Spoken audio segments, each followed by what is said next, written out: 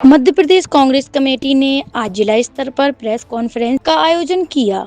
इसी तारतम्य में छतरपुर में राज्यसभा चुनाव के कांग्रेस उम्मीदवार मीनाक्षी नटराजन का नामांकन निरस्त होने पर कांग्रेस ने चुनाव प्रक्रिया की निष्पक्षता पर सवाल उठाए हैं। कांग्रेस का कहना है कि प्राइवेट कंप्लेंट में मीनाक्षी नटराजन को अभियुक्त नहीं प्रतिवादी बताया गया था। दोनों की कानूनी स्थिति अलग है। कांग्रेस ने धारा 33A और फॉर्म 26 का हवाला देकर कहा कि नामांकन निरस्त करने का आधार कानून की भावना से मेल नहीं खाता।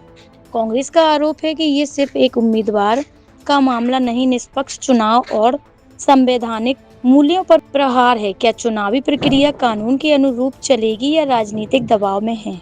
भाई, आप सबको मालूम हो कि राज्यसभा का चुनाव अभी हाल ही में एक हफ्ते पहले हुआ, जिसमें मीनाक्षी नटराजन जी प्रत्याशी थी और वो गांधीवादी प्रत्याशी थी। उनके ऊपर कोई एलिगेशन नहीं था। फर्जी तरीके से एलिगेशन बना करके उनका फार्म रजिस्टर किया, जो हमारे देश के लिए काला दिन है। और उस बात को लेकर के कोई राहत भी नहीं मिली, न सुप्रीम कोर्ट, न हाई कोर्ट, न चुनाव आयोग। इसलिए हमारे प्रदेश के अध्यक्ष जीतू पटवारी जी ने पूरे प्रदेश में एक साथ पत्रकार वार्ता करने के लिए कि आप सबके माध्यम से इस बात को हम लोग जन जन तक पहुंचाएं और बताएं कि लोकतंत्र पूरी तरह से ध्वस्त हो चुका है और जो देश को आज़ादी उस टाइम मिली थी, जब महात्मा गांधी, पंडित जवाहरलाल नेहरू के नेतृत्व में, वो आज़ादी अब पूरी तरह से समाप्त हो चुकी है। अब दूसरी आज़ादी की लड़ाई लड़ी जा रही है। तो हम लोग दूसरी आज़ादी की लड़ाई, और उस समय भी पत्रकार हुआ करते थे, इस बात को जन जन तक पहुंचाते थे।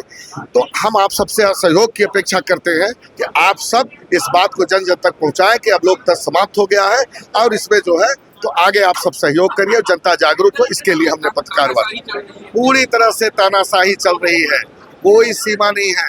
आप बताएं ना, आपसे कि अब दूसरी आज़ादी की लड़ाई लड़ी जा रही है राहुल गांधी जी के नेतृत्व में।